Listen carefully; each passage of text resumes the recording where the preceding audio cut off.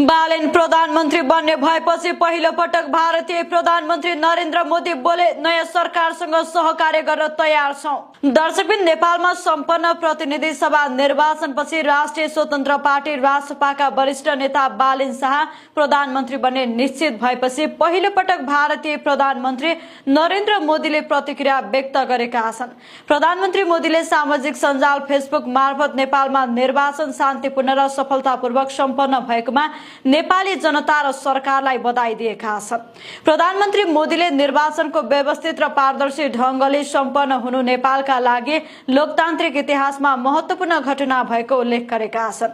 उनले नेपाली दिदीबहिनी र दाजुभाइहरूले आफ्नो लोकतान्त्रिक अधिकार उत्साहका साथ प्रयोग गरेको देख्दा आफू खुसी लागेको बताएका छन्।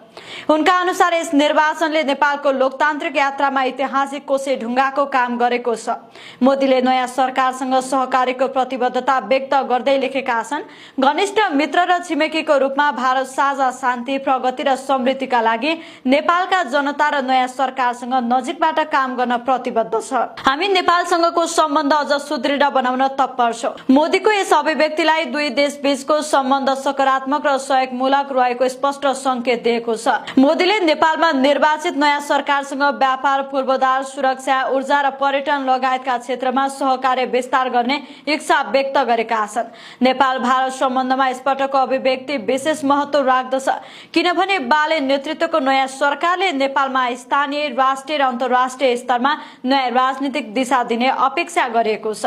यसै सन्दर्भमा मोदीले दुई देश बीच दिगो शान्ति, विकास र समृद्धि सुनिश्चित गर्न सहकार्यका लागि तयार रहेको स्पष्ट पारेका छन्। सामाजिक सञ्जालमा मोदीको पोस्टले नेपाली जनताको ध्यान खिच्दैछ र नयाँ सरकारसँग भारतको सहयोग र विश्वास आगामी दिनमा नेपाल भारत सम्बन्धलाई अझ मजबुत बनाउने विश्वास व्यक्त गरिएको छ।